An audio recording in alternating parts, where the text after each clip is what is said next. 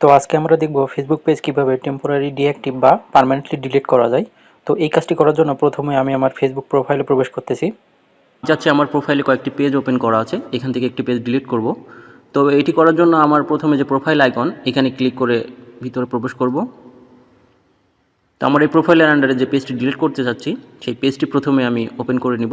তো আমি এই যে ডান দিকের এই অপশনটাতে ক্লিক করে আমি আমার যে পেজটি ডিলিট করব সেই পেজে প্রবেশ করতেছি। তো এখানে আমি ক্লিক করতেছি। তো আমার পেজে প্রবেশ করার পরে ডান দিকেও কোনায় দেখুন একটু পেজের আইকন আছে, এই আইকনে ক্লিক করতে হবে। তো আমি এখানে ক্লিক করতেছি। তো পেজের আইকনে ক্লিক করার পরে দেখুন আমার কিছু অপশন চলে আসবে। এখানে একটি অপশন আছে সেটিং অ্যান্ড প্রাইভেসি, তো এখানে ক্লিক করতে হবে। আবার সেটিংস অপশন, এখানে ক্লিক করে প্রবেশ করতে হবে।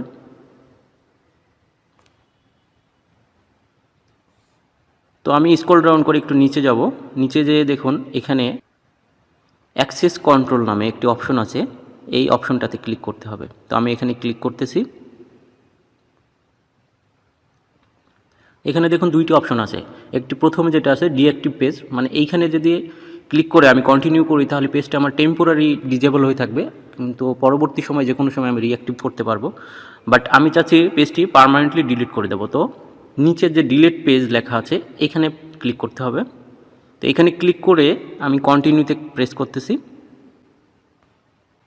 তো কন্টিনিউ ক্লিক করার পরে তারা আসলে জানতে চাচ্ছে যে কী জন্য আপনি পেজটি ডিলিট করতে চাচ্ছেন। তো এখানে আপনি যে কোনো একটি দিতে পারেন বা নাও দিতে পারেন। তো আমি এখানে কন্টিনিউ যে অপশনটা আছে এখানে ক্লিক করতেছি।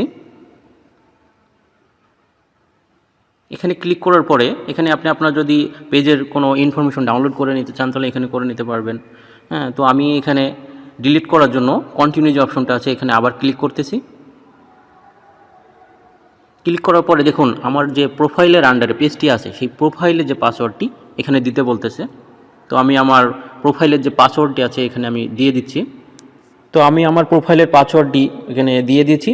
তো এখানে পাসওয়ার্ড দেওয়ার পরে আমি কন্টিনিউ অপশনে ক্লিক করলে আমার পেজটি পার্মানেন্টলি ডিলিট হয়ে যাবে। তো এখানে আমার কন্টিনিউ যে অপশনটি আছে এখানে ক্লিক করব। তো দেখুন কন্টিনিউ অপশনে ক্লিক করার পরে লাস্ট ওরা জানতে চাচ্ছে যে আপনি আসলে কি পেজটি পার্মানেন্টলি ডিলিট করতে চাচ্ছেন কি না। তো আমি আমার পেজটি ডিলিট করার জন্য এখানে যে ডিলিট পেজ এখানে লেখা আছে এটি আমি ক্লিক করব, তাহলে আমার পেজটি পার্মানেন্টলি ডিলিট হয়ে যাবে। তো দেখুন পেজটি ডিলিট করার পরে দেখুন আমার প্রোফাইলে ব্যাক চলে আসছে অলরেডি, এবং আমি দেখিয়ে দিচ্ছি যে আমার পেজটি আসলেই ডিলিট হয়েছে কিনা। তো আমি আমার এখানে অপশানে ক্লিক করে দেখতেছি, এই যে দেখুন আমার পেজটি অলরেডি ডিলিট হয়ে গেছে। তো এইভাবে আপনি আপনার পেজকে ডিলিট করতে পারবেন। তো আজকে এই পর্যন্তই, ধন্যবাদ সবাইকে।